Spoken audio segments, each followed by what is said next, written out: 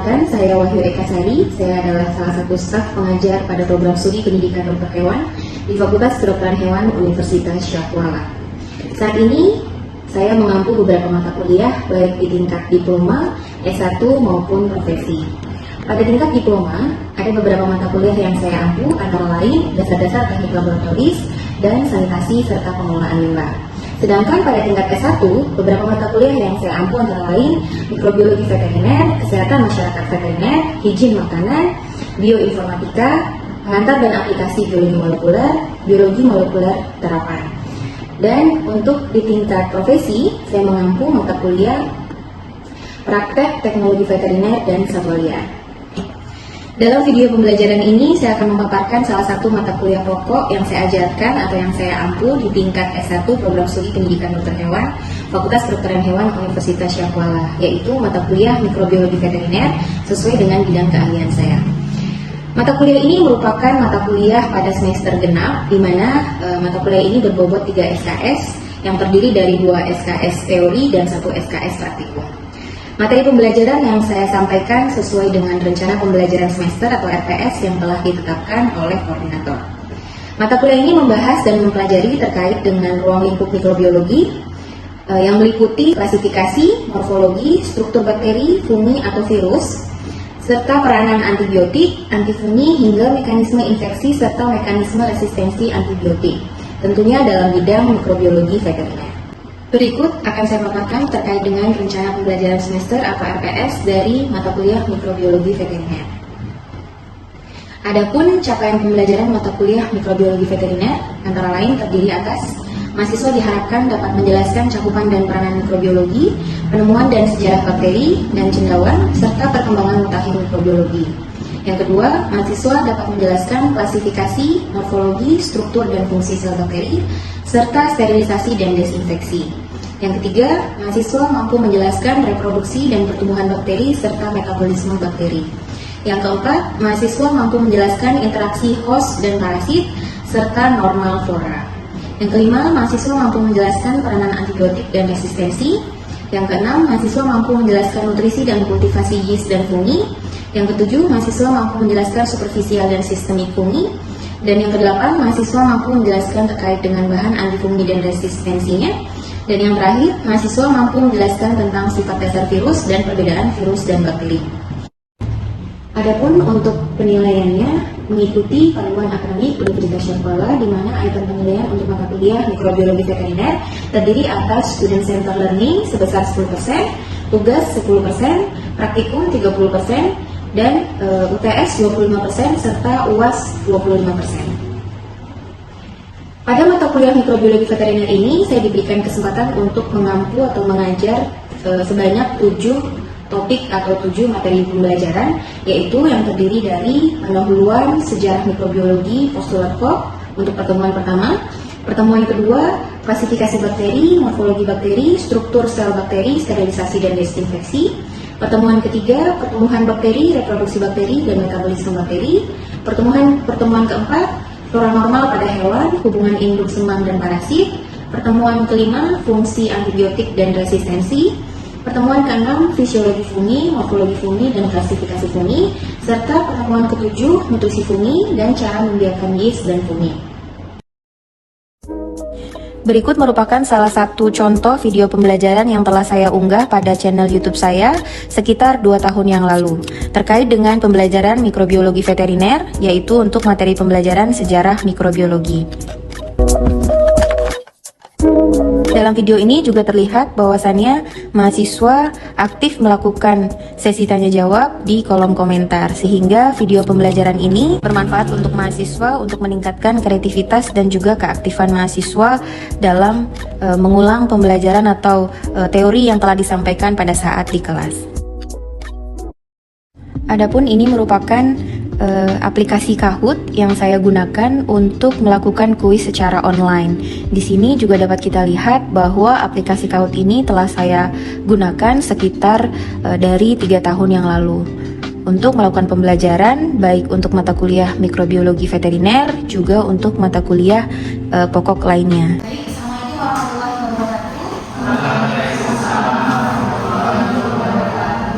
Selamat siang adik-adik semuanya.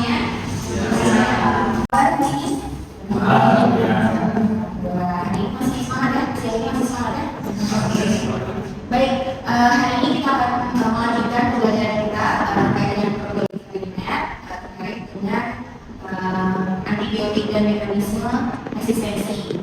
Nah, untuk kelompok yang bertugas hari ini, silakan maju ke depan untuk bisa langsung presentasi.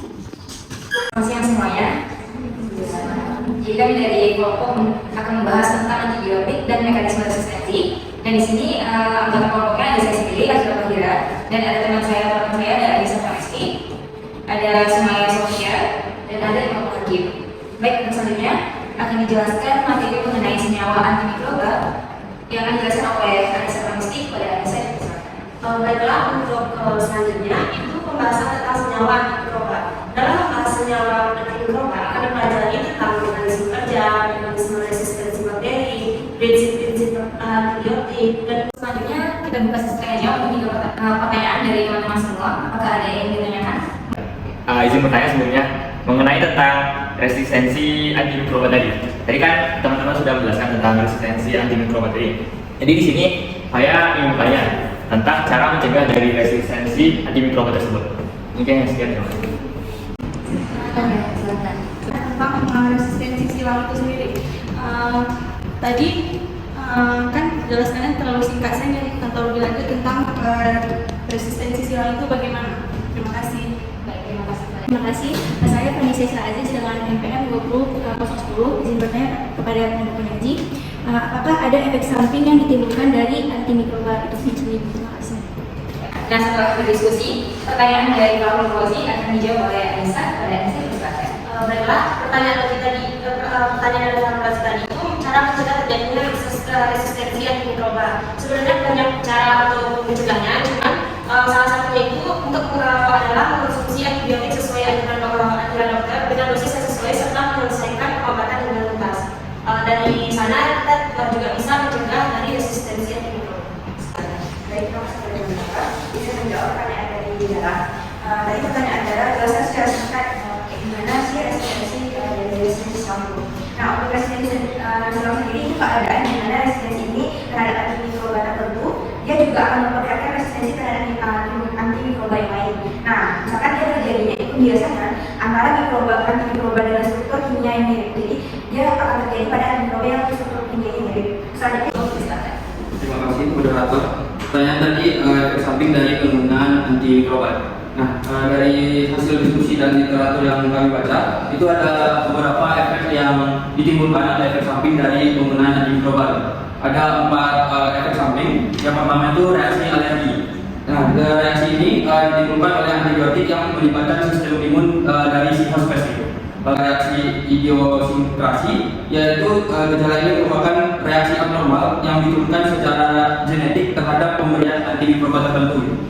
Lalu ada reaksi toksik, di mana antimikroba pada umumnya bersifat toksik dan selektif, di mana dia sifat ini relatif dan juga menentukan terjadinya reaksi toksik itu mengganggu fungsi organ atau sistem tertentu yang sehubungan dengan biotransformasi dan erekret dan juga kulit dari sini. Kita berikan aplaus untuk kelompok. Silakan kembali lagi ke tempat. Kita sudah mendengarkan kelompok 3 mempresentasikan terkait dengan peranan antibiotik dan mekanisme resistensinya.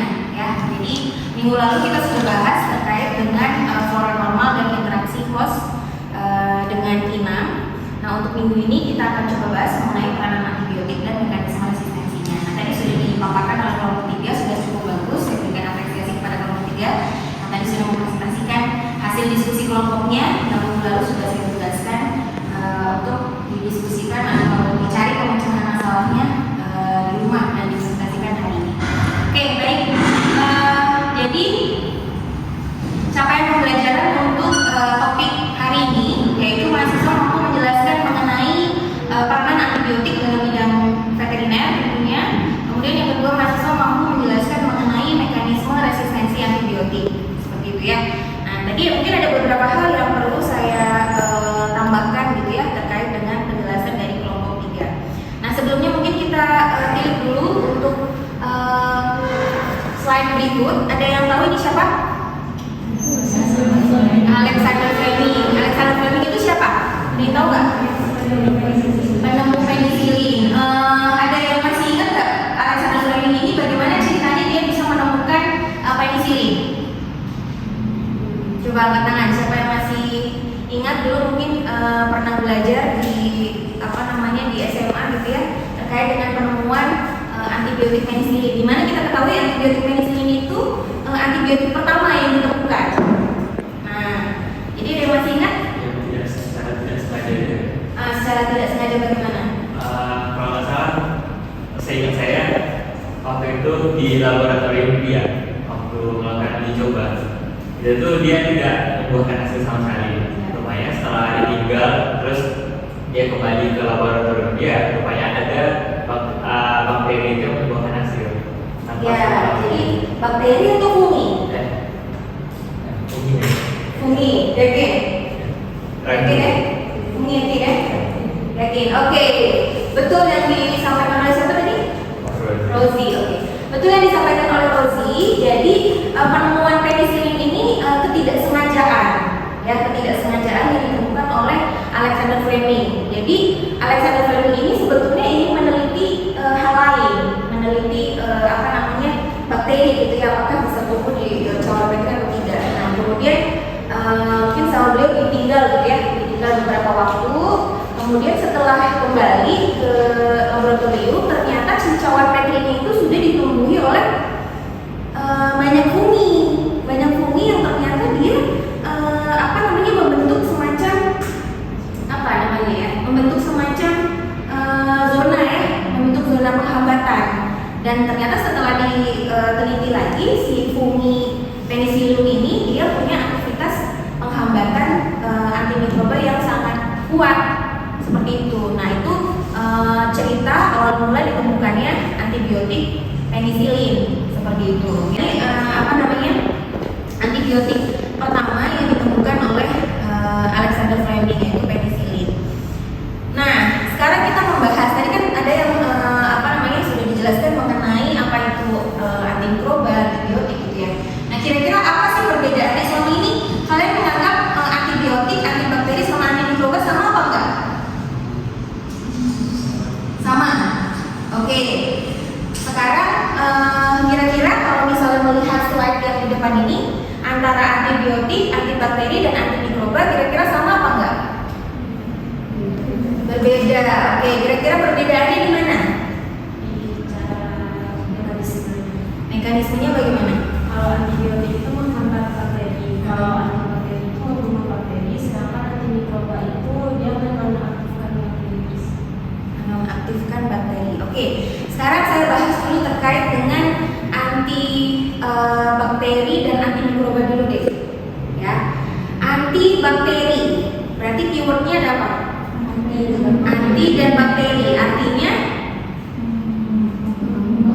yang digunakan ya senyawa, kalau di situ kita lihat obat, bahan kimia atau zat lain yang digunakan untuk membunuh bakteri yang sering kita sebut dengan bakterisida atau menghentikan bakteri. Nah, apa bedanya dengan antimikroba? Kalau tadi keywordnya adalah anti bakteri, sedangkan kalau antimikroba, mikroba itu ada apa aja?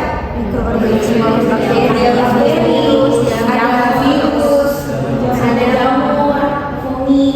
Jadi kalau misalnya antimikroba itu menghambat atau membunuhnya itu semua mikroba, sedangkan kalau misalnya antibakteri itu hanya bakteri saja. Ya, itu dua poin yang sangat berbeda, antibakteri dan antimikroba. Itu jangan salah. Ini apa perbedaannya dengan antibiotik? Nah, jadi kalau antibiotik sama antibakteri itu sering diartikan sama. Cuma bedanya apa kira-kira? Kalau antibiotik itu dia cenderung kepada senyawa yang dihasilkan oleh suatu organisme atau mikroorganisme. Contohnya misalnya kayak tadi penicillin. Penicillin itu kan dia suatu golongan senyawa. Nah, itu dihasilkan oleh mikroorganisme apa tadi?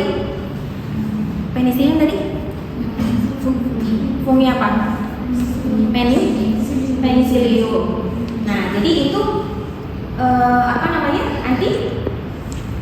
antibiotik, betul, antibiotik. Nah, sedangkan kalau antibakteri itu kan tadi dijelaskan di slide di depan, obat, bahan kimia atau zat lain.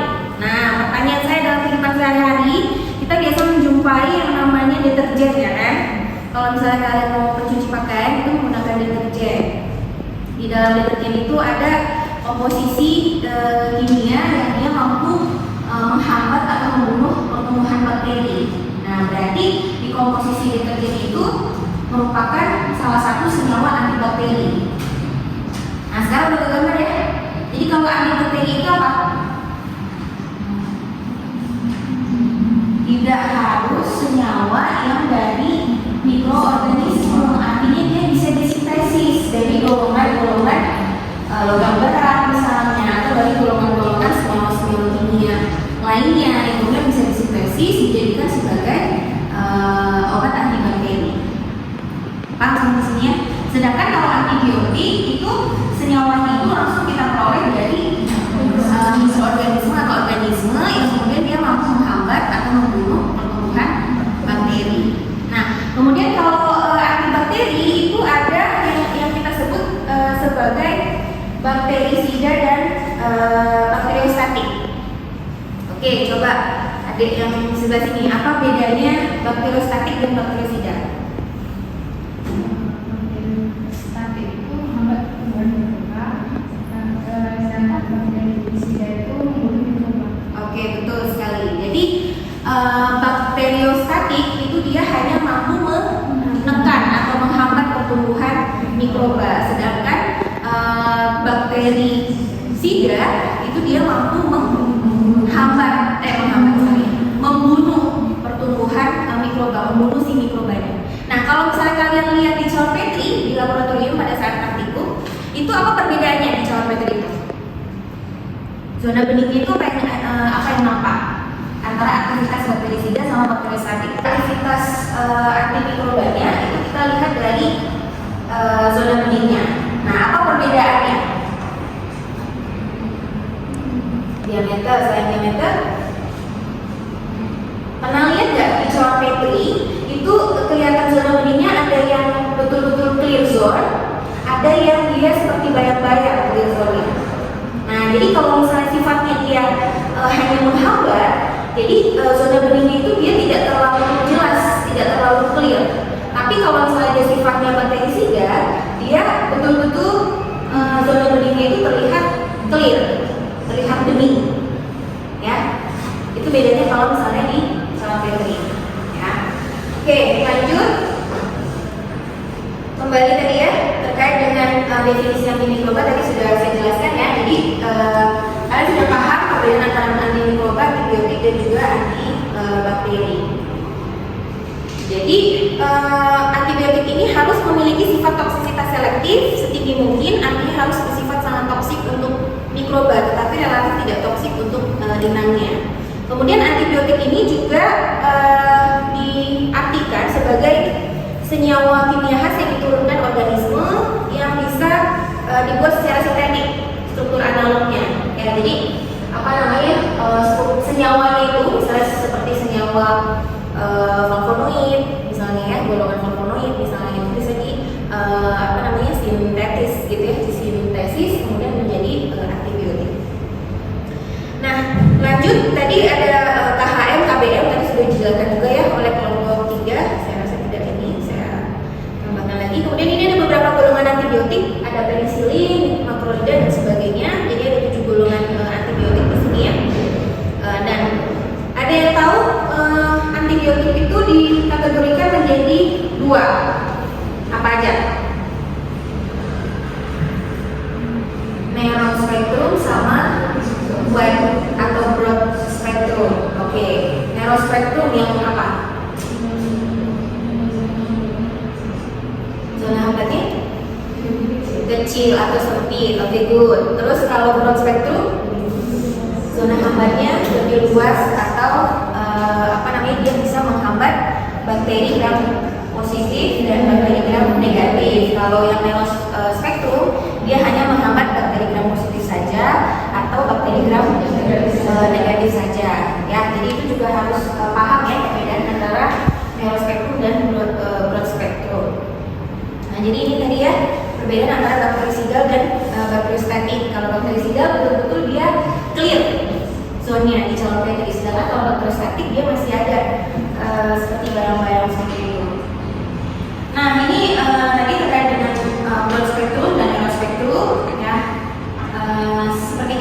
ketahui contoh dari broad spektrum contohnya adalah penisilin tadi ya, penisilin yang sudah saya jelaskan, kemudian streptomycin. Nah, streptomycin ini adalah antibiotik generasi kedua setelah penemuan penisilin. Kemudian ditemukan antibiotik streptomycin. Seperti kita ketahui, streptomycin itu berasal dari bakteri juga. Ada yang tahu nggak? Streptomycin. Streptococcus atau strepto apa? Strepto dari katanya streptomycin. Streptomyces ya, dari streptomyces. Di mana streptomyces ini adalah golongan Actinobacteria, dia merupakan bakteri gram positif ya. Nah, ini beberapa peranan antibiotik dalam bidang veteriner. Tentunya karena kita di bidang veteriner, peranan antibiotik itu digunakan untuk mengobati hewan yang sakit disebabkan karena infeksi apa? Infeksi bakteri. Oke, pertanyaan saya adalah pada saat kapan kita kasih antibiotik itu? Ketika hewannya sebelum sakit atau setelah sakit? Coba yang cowok. Setelah hewannya sakit atau sebelum hewannya sakit? Sebelum, yakin? Coba yang lain. Yang belakang? Setelahnya bagaimana? Oke, good. Jadi setelah si hewan itu menunjukkan gejala klinis, ya, itu baru dikasih antibiotik, ya. Meskipun memang dalam dekade terakhir ini juga penggunaan antibiotik itu bisa digunakan untuk growth promotor, ada yang pernah dengar?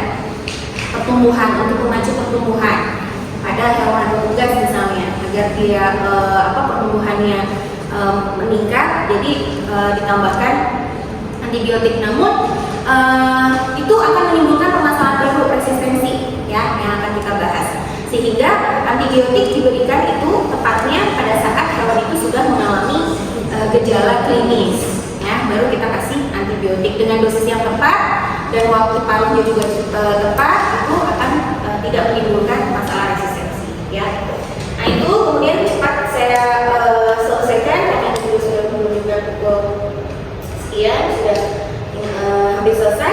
Nah jadi mekanisme kerja antibiotik dibagi menjadi beberapa kelompok. Yang pertama mengganggu metabolisme sel mikroba, kemudian menghambat sintesis dinding sel, ya, kemudian mengganggu permeabilitas membran sel, kemudian menghambat sintesis protein, menghambat sintesis asam nuklear. Nah, asam nuklear itu ada apa aja?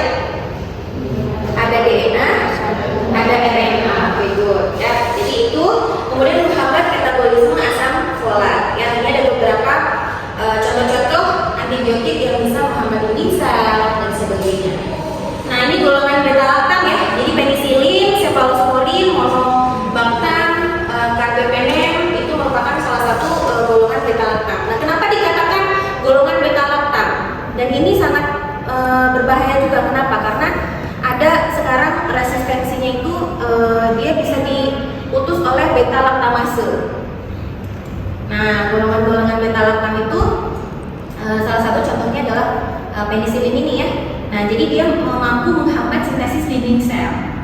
Nah, tapi dengan adanya beta-lactamase itu, dia kemudian memutuskan ikatan beta-lactamnya itu. Itu yang bisa menimbulkan masalah resistensi seperti itu ya. Nah, ini kemudian kita lanjut ke resistensi ya. Kita lanjut ke resistensi, mekanisme resistensi. Nah, jadi resistensi tadi sudah disebutkan ya, bahwasannya tadi resistensi itu merupakan kondisi ketika suatu strain bakteri dalam tubuh makhluk hidup menjadi resisten terhadap antibiotik. Artinya si antibiotik ini tidak mampu menghambat lagi atau membunuh lagi si bakterinya, gitu. Ya, karena apa? Karena si bakteri ini sudah punya kemampuan untuk mengenali, ya, ibarat kata udah punya benteng seperti itu ya. Kalau dalam kehidupan sehari-hari, saya udah kenal, jadi saya udah punya pertahanan seperti itu. Nah, ini beberapa mekanisme terjadinya resistensi. Jadi mampu memproduksi enzim yang dapat merusak antibakteri. Ya, jadi ada beberapa enzim tadi saya contohkan enzim beta-lactamase. Kemudian mampu merubah membran terhadap antibiotik, kemudian mengubah tempat target atau lokus tertentu yang menjadi target antibiotik, kemudian mengubah jalur metabolik.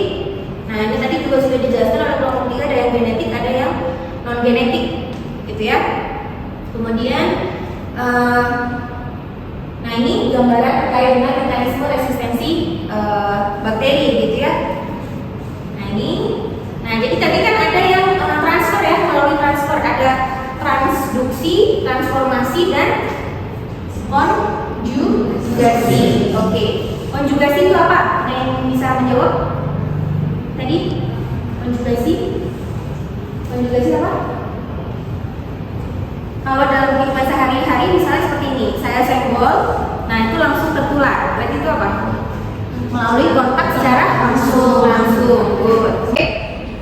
Oke, tadi setelah saya jelaskan, kita akan masuk ke sesi terakhir, yaitu sesi kesimpulan, di mana saya ingin mengetahui apakah yang saya sampaikan tadi yang sudah dipresentasikan oleh kawan-kawan kalian semua sudah bisa dipahami dengan baik, gitu ya. Nah silakan kalian buka aplikasi Kahoot, kita lakukan kuis secara online untuk kita start ya.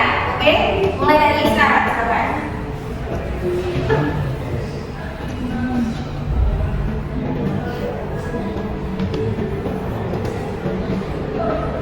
Oke, baik. Silakan dijawab pertanyaan nomor 1. Zat yang dihasilkan oleh mikroba yang dapat menghambat mikrob lain disebut? Ya, jawabannya adalah antibiotik. Oke, next. Untuk pertanyaan berikutnya, bakteri singa sifatnya?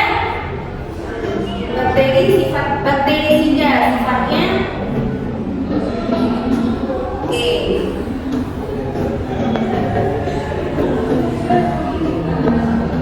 Penicillin tergolong ke dalam antimikroba spektrum. Oke, spektrum sempit. Oke,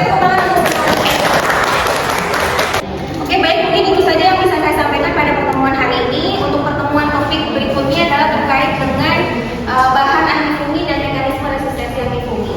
Ya, sampai jumpa untuk pertemuan yang akan datang. Terima kasih untuk pembelajaran hari ini.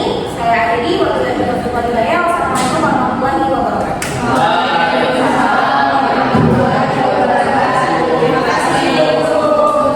Baik, demikian deskripsi singkat dari saya mengenai salah satu video proses pembelajaran khususnya pada mata kuliah mikrobiologi veteriner pada Fakultas Kedokteran Hewan Universitas Syafruala.